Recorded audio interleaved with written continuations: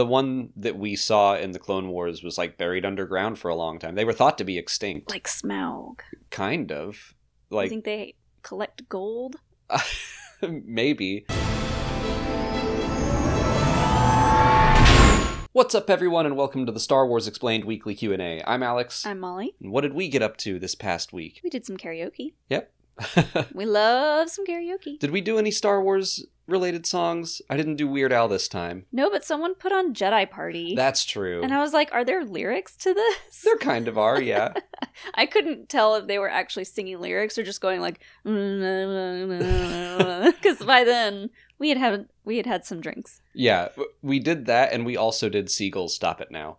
Yeah. Our karaoke that was one place. of the first ones we did. Yeah, someone put that on, and everyone in the room was like, already? It's a little early for Seagulls Stop It Now, but we all sang it. It's cool because the karaoke place that we go to, you can just put on stuff from YouTube. Yeah. And like the Seagulls song already has some of the lyrics on screen, so it was perfect. Anything from bad lip reading is good. But yeah, someone put Arl Knots on, and I think way overestimated how well they knew the song. They're like, I love Jedi Party, and then they all kind of mumbled their way through it, but it was still funny. Mm. We also went to an Atlanta Shorts film festival the following day on Sunday. By Cinema Life. Yes, because one of our friends had a film in the festival that we happened to be in also. We're actors. So we hadn't gotten to see it yet. We filmed it back in like November. It was a pretty big production. I was really impressed. Our friend Zach Burkett directed and wrote it, and he was in the Schmodown. You might know him from that if you were a Schmodown fan. Fellow Star Wars trivia nerd. I've talked about him before because he beat me at Dragon Con Trivia in 2018, which was rude of him, but I'm still friends with him, so we played. Still not fully recovered. I'll never recover from that. Our friendship was fairly new at that point, and he genuinely felt bad that he beat me and made me take second place that year. But he deserved it. He won it. Yeah. Anyway, we played camp counselors in a horror movie within the movie itself. Yeah, that was really fun. It was supposed to be kind of like cheesy, almost like Friday the 13th-esque. Very much so, yeah. So our acting didn't have to be top-notch. Thank goodness. Thank goodness. And it was funny, too, because we were also playing camp counselors who are normally teenagers, and we're in our 30s. And so, that tracks for horror movies, though. Yeah. But it was like a really quick part. And yeah, it was a fun thing to be a part of. And being able to go to a film festival and see it played for an audience and hear everybody kind of like giggling and clapping for it was really, really cool. Yeah, it was genuinely good. And I'm not just saying it because we were in it and we're friends with the director. I really liked it. It was the best one. So hopefully that'll be out on YouTube at some point. I know they're submitting it out to other festivals and stuff. But yeah, that was our weekend. So let's get into Star Wars talk. Let's do it. We're starting off with some Bad Batch questions, which makes sense, and DigiPin92 kicks us off by asking for our final predictions about the Tantiss mission. So now that we're officially on our way to Mount Tantiss, what's going to go down? Do you have any wild guesses? I don't think my guesses are wild. I have a couple of solid guesses, like we'll see the Zillo Beast again. A lot of people have brought that up. We've talked about it a lot in our live streams. I think Emery is going to have her big moment of helping Omega and the other kids get set free and the clones. I think she's just going to have like a big turning moment for her character. And that no other main characters die. Fingers crossed there. I'm just going to put that out into the universe and make it happen. I think some characters may die, but yeah, I'm hoping it's not Hemlock can die. Yeah, obviously. Hemlock can die. Rampart, I'm 50-50 on whether or not I think he'll die, so I won't go into that. We're going to talk about Rampart in a little bit. Okay. But yeah, there's definitely questions surrounding him. I totally agree with the Zillo Beast. That's been my main thing since they brought it back in Season 2, and then they showed it being delivered to Mount Tantiss. If you're going to do that, if you're going to give us like a definite, it's here, we brought it here, and Hemlock had that line about expanding our facilities for our larger experiments, like it's got to be there, Let's see those larger experiments. And yeah, I don't want to be in a situation once again where after the Bad Batch, people are going to be like, what happened to the Zillo Beast? Does it get set free and then does it just live on Tantiss? I guess so. We don't know It becomes the new apex predator of that planet. What's their natural habitat like? Malastare. I guess they lived underground? Yeah, the one that we saw in the Clone Wars was like buried underground for a long time. They were thought to be extinct. Like Smaug. Kind of. I think they collect gold? Maybe. It's going to collect just Imperial bones Yeah. at the end of this. It's going to live in the mountain like a dragon and just collect all of this weird... It's going to become a scientist itself. Ooh, little glasses? Uh-huh. Like someone... little lab coat? Dr. Scalder's little glasses. Mm-hmm. Going to put that on. I think that... I hope that somehow all the other clones get brought into the mix. I think it would be strange if Rex and Gregor and Hauser, after working so hard in seasons 1 and 2 to find Tantiss base, aren't a part of the mission in the end. Mm-hmm. So I'm hoping that they find a way.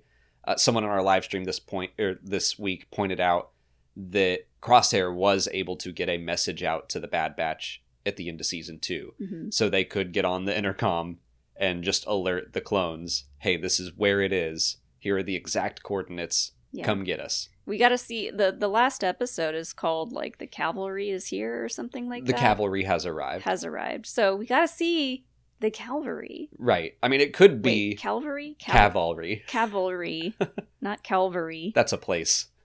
Okay. But yeah, that was Wrecker's first line in the Clone Wars. That was like the first line a member of the Bad Batch delivered. Mm-hmm. So they were showing up acting like, hey, we're here to save the day. So it would be cool if the tables were turned and the regs come in to save the day. Yeah.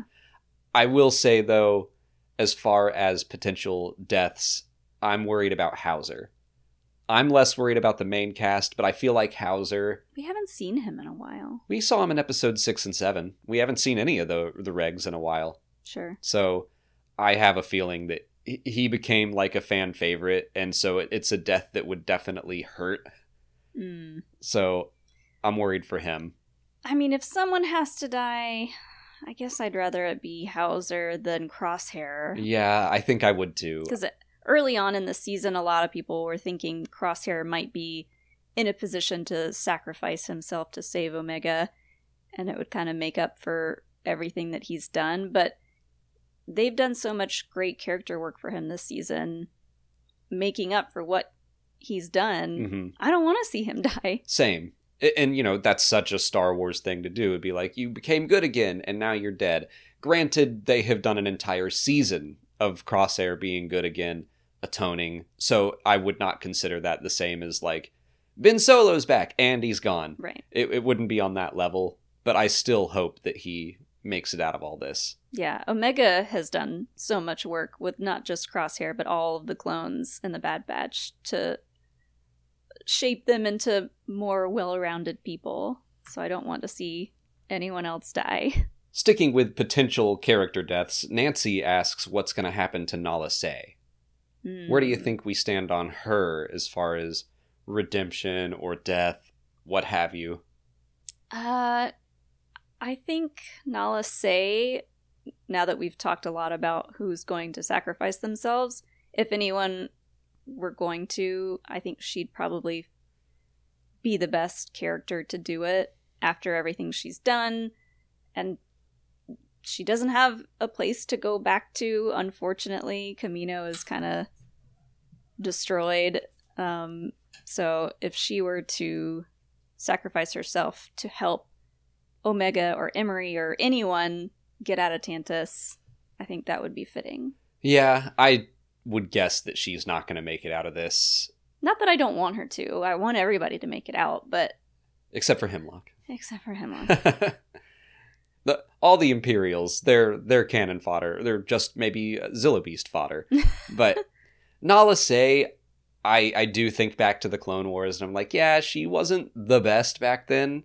I feel like the Bad Batch has done a lot more to make her more sympathetic. We've gotten to know her more, but she also did my boy Fives very dirty and was in on the entire conspiracy of Order 66. Mm-hmm. Granted, I think she thought it was just for in the event of rogue Jedi and not let's wipe out all the Jedi. Right. But still, she's definitely, I don't think she's done as much as Crosshair to make me fully think.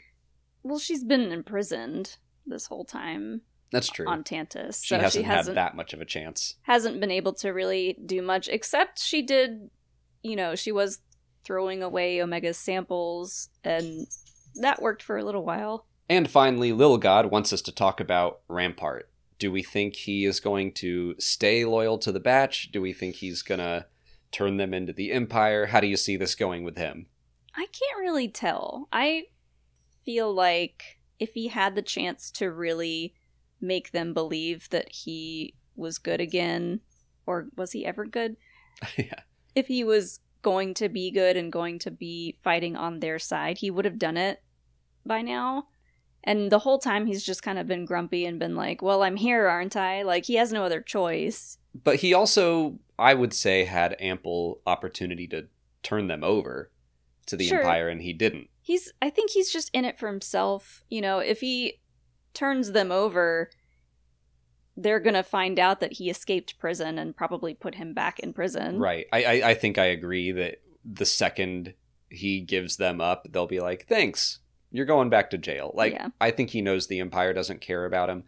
I don't think he can win favor back. So I guess I'm hoping that he'll help the Batch. Or maybe, I guess my biggest hope is that he doesn't hinder them. Like, he's going to be along for the ride. I think he just wants to get back off Tantiss and go live his life somewhere. Mm-hmm. Just go off in solitude. I don't think there's really much chance for him to overtake Hemlock or something and be like, now I'm the master of Tantiss. No. Yeah. And I don't think he wants that kind of responsibility, but I'm not sure yet if he's going to go all in with helping them, or if he's only going to go so far. He's going to do the bare minimum the entire time. Yeah, and then try to dip. Yeah. I don't know that there's anywhere to dip to on Tantiss, so true. Like, he does need to. Maybe he'll just try to get away from them, steal his own shuttle, and leave. What if he ends up going with them, like staying loyal through this whole finale, and he ends up living on Pabu? I'll be shocked. I don't think that's really the ending Rampart deserves, but we'll see what happens with him. Yeah, a lot of people have forgotten what he's responsible for, and that is the destruction of Tipoca City. And I would say all of Camino. They said they destroyed all of their facilities and cities, so I don't really see him making it out alive. It's just, is he going to be loyal to them or not? And I think, yeah, bare minimum, dragging his feet, just doing enough to survive and not have them kill him. Mm-hmm. But although he did seem like he was having a good time, playing his part on Mount Tantiss. So, I don't know. We'll see. On the way to Mount Tantiss? On the way, yeah. Yeah, I don't think that now, because he just thought he would get in and get out and go wherever. Mm-hmm. And now he's like, what do you mean I have to go to Tantiss with you? He was not. He's stuck with them. He was not happy about that. So I do really like this, that he is part of the team now, for better or worse. It adds a lot of tension. And I do think a lot of the emotional tension will be surrounding him and what he does. Mm-hmm. 1 in 5 Americans have learn a new language on their bucket list. If that's you, make 2024 the year you finally check it off the list with Babbel, the science-backed language learning app that actually works. Don't pay hundreds of dollars for private tutors or waste hours on apps that don't really help you speak the language. Babbel's quick 10-minute lessons are handcrafted by over 200 language experts to help you start speaking a new language in as little as 3 weeks. Babbel's convenient courses teach you real-life conversation skills in different languages, so it's easy to learn how to order food, ask for directions, and more without having to consult an app while on vacation. Babbel has over 16 million subscriptions sold, plus all of Babbel's 14 award-winning language courses are backed by their 20-day money-back guarantee. Here's a special limited-time deal for our listeners. Right now, get up to 60% off your Babbel subscription, but only for our listeners at babbel.com/Star Wars. Get up to 60% off at babbel.com/Star Wars, spelled BABBEL.com/Star Wars. Rules and restrictions may apply. Moving away from the Bad Batch, Elo Asti asks if we think there will be any Force-sensitive characters in Star Wars Outlaws. I do think there's a chance for it. Who do you think it would be? The first thought that I had was the Knights of Ren.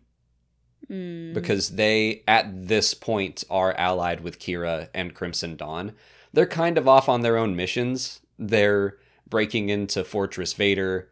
They're going to secure this device called the Fermata Cage. I think this is all going to be taking place during the Crimson Reign part of those comics that happened. And it has to be before Hidden Empire, because that's when Crimson Dawn falls apart again. So I think there's a chance that if we were to work with Kira and Crimson Dawn, then maybe we would do missions alongside the Knights of Ren. Or, on the flip side, if we were to betray Crimson Dawn, my hope is that kind of every single criminal syndicate would have their own bounty hunter to send after you. The Hutt Cartel might send Boba Fett after you if you keep screwing them over. So if you do a lot to mess with Kira, she might send the Knights of Ren after you.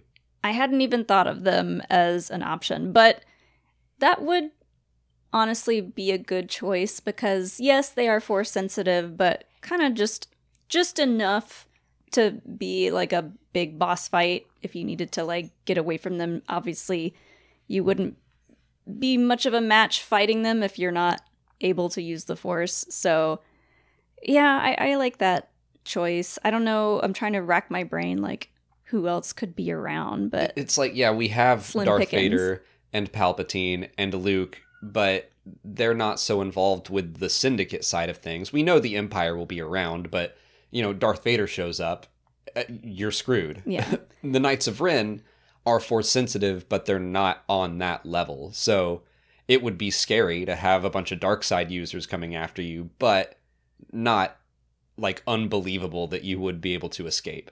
I hope Leia's in it at some point, somewhere. I mean, she is kind of allied with Kira at this point too. Like, you know, when you look at all the criminal syndicates that you have the opportunity to align yourself with, I'm like, y'all, pick Crimson Dawn. I mean, we know, if you read the comics, you know that it doesn't last, but at least over the course of this video game, I think they're a pretty safe pick. They have a lot going for them. Yeah. I only say Leia just because I want to see her pop up in the video game, and that's kind of a cop-out answer because, yes, technically she's Force sensitive, but at this time, she's not really going around using the Force. Yeah, not on purpose. She doesn't know her lineage yet. Right. So other than that, I kind of just don't want to see any Force users. That's not really the point of this game. The point of the game is to really immerse yourself within all the crime syndicates. And it's like, why are they in so much power right now? And that's kind of like part of the story of the game. Yeah. I think that's more fun. And like as soon as a Force user shows up, it's a big deal. And right, like whenever Vader shows up in a game, it's going to be a big deal. And, you know, we've done that twice in the Star Wars Jedi games where Vader comes in and does something terrifying and then leaves. So, yeah, I agree. I don't really want Vader, definitely not the Emperor, would be chasing K-Vess around. So, but the Knights of Ren does feel like an appropriate level of power that would still be fun. You know, we haven't seen them outside of the comics and the Rise of Skywalker and the sequel trilogy. So it would give people who haven't read the comics a chance to get to know them better, see their leader at this time, who's just named Ren, and he's got a lightsaber, so there are still some scary elements about them. But I would be able to be like, okay, we can escape them. Yeah. We've gotten 2 huge games with Fallen Order and Survivor with like nothing but Force user stuff, so I think it would be fine if there weren't any in this one. Totally agree that what you said, that this is more about criminal syndicates and exploring the scum and villainy side of the galaxy, and it's smaller scale than the Sith and the Jedi and this always ongoing galactic battle between light and dark. Yeah. It's more just like criminal stuff. Kind of similar to how I felt watching Andor. Like, Andor did this cool thing where it actually made the Empire look and feel scary. Yeah. I hope that this game does the same thing without having to bring in Vader or a bunch of Force users. I think that's a good point, where we know that there's like that wanted system that'll fill up. And yeah, you might be like, well, great, now Death Troopers are after me. And I'm just a normal person being chased around by stormtroopers, which is a lot scarier than if I were a Jedi with a lightsaber. And it's like, oh, I eat stormtroopers for breakfast. Although part of me wishes that Nyx was almost like getting a star in Mario. Like, if you get a chance to send Nyx out to do something, you can just go do anything. Because you can't kill Nyx. Nyx is invincible. Yeah. Yeah, I like that. Nyx is force sensitive. We'll say Sure. that. Nyx pulls out a lightsaber. We already know that you can put goggles and like a bandolier on Nyx, so maybe they'll have a little lightsaber. Maybe there's a mod where it'll be like Grievous, but all the little face tendrils are holding lightsabers. Tiny little lightsabers. Moving over to the Acolyte, Dan Star Wars Centralized asks what High Republic characters we think could appear in future seasons of the Acolyte. Because Leslie Headland mentioned that Vernestra Rwoh is the only High Republic book character in the series, but said that she's been talking to Pablo Hidalgo already about potentially more popping up in future seasons, which, you know, we have to wait and see if the show does well enough to get renewed first. But do you have any guesses on who could potentially show up? Any characters or Force users? I guess any characters. I'd love to see Maz. Sure. Maz Kanata. I mean, like, she's like Yoda, where she gets to be in anything and everything. It would be fun to see her at this point. Like, around the point where she is kind of at the height of her being a pirate queen. Yeah, it would be cool to see that on screen. Like, she doesn't really give off pirate queen vibes in the sequel trilogy. We get to see it in Phase 2 of the High Republic. So that would be neat to see.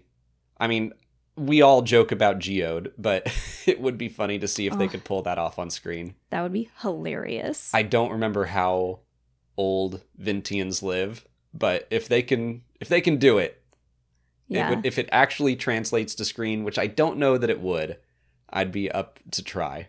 Buryaga would be pretty old at that point, but not really for a Wookiee. I guess not for a Wookiee, but I know we're getting the new Wookiee Jedi character, but I mean, it would just be really cool and mean a lot to High Republic fans to see Burry.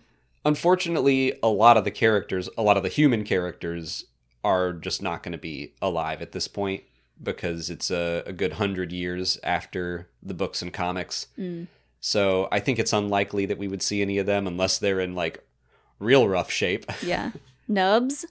They did say, when we interviewed the creators of Young Jedi Adventures, they did say that Pubians have a long lifespan, so you never know. Grizzled Nubs missing an eye. That's the joke we made. It's like, we saw old Yoda and then got baby Yoda. Let's flip it. We had baby Nubs. Let's go get old grizzled Nubs. Yes. Who's been through a lot. But he still sounds just like that. Yeah. His voice never drops. D. Bradley Baker still voices him. He still does that little dance move where he's like, ooh, cha, yeah. Ooh, cha, ooh, after cha. Cutting someone's head off. Oh, God. A lot of the other ones I think of are people I wouldn't classify as High Republic characters, like Yoda or Yarl Poof or Yaddle. They're just characters that... Yeah. Yaddle would be great. Yeah, but she's not a High Republic specific character. Neither is Maz. We're just talking about characters who would maybe be alive at this point. It would be really interesting to see Orbelin, the Jelly Man. Jelly Man, yeah, who at some points in the comics wears a suit so he appears humanoid, but he doesn't have to. He can just be a Jelly Man. Yeah. So I assume maybe a lot of the aliens in Star Wars just seem like they, by default, have long lifespans, so maybe he could be around. Would Skier possibly be alive then? Trandoshans have long lifespans, so yeah, that'd be fun to see a Trandoshan Jedi on screen in live action. Yeah, we don't know what his fate is as of right now, right? That's true. I mean, well, that's true of every High Republic character at this point. We're like, I mean, hopefully they're around. Hopefully Buryaga makes it out. For our last question, Mike123 asks if there's going to be a Star Wars movie out in 2027 for Star Wars' 50th anniversary. Ooh. I hope so. I don't think it wouldn't have anything to do with the anniversary, but I mean, I am hoping we get more movies. Yeah, I think that there probably will be one. If I had to guess, it would be the new Jedi Order movie. Maybe we'll get a new gallery episode kind of thing, or a new documentary series for Disney Plus. I would love to get some new interviews with George Lucas. I know it's not probable, but he's come back. He did interviews for The Mandalorian. He did them for Light and Magic. So yeah. I think it's reasonable that he would sit down and talk about Star Wars 50 years later. I would love to see that. A feature-length documentary, retrospective on Star Wars would be super fun. Yeah. I wouldn't be surprised if we get a new physical release, which I would actually... add it to the pile. Yeah, well, I would like it just because I don't like the current 4K box set. Yeah. It's just kind of a pain to get in and out of and display and everything. It really is. So I kind of want a new set that's easier to access. It's kind of clunky. Yeah. I don't know if they're ever going to release the original unedited versions of the films, but 50th anniversary seems like a good time. It would be a nice time for it. I kind of suspect, I have no idea, but I suspect that part of George selling Star Wars to Disney was that they don't get to release the original trilogy. Maybe there's for a certain amount of time on that. 50th anniversary would be a fun time to do it, but I'm not going to hold my breath on that. Yeah. But as for what else is coming out in Star Wars, it sounds like Mando and Grogu comes out in 2026. So I think it's plausible that the new Jedi Order movie could come out in 2027.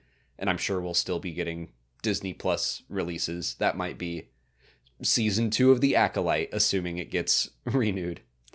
Something else I've been thinking of, which I don't know if we'll get any more of these, but another Star Wars parody, episode or movie or miniseries would be fun. If Robot Chicken did new updated Star Wars parody episodes. They'll finally put out Star Wars Detours. Yeah. That feels like something we haven't gotten in so long that would just be really fun. I wouldn't be surprised if that's a Disney decision. I feel like Star Wars Detours probably got killed during the purchase.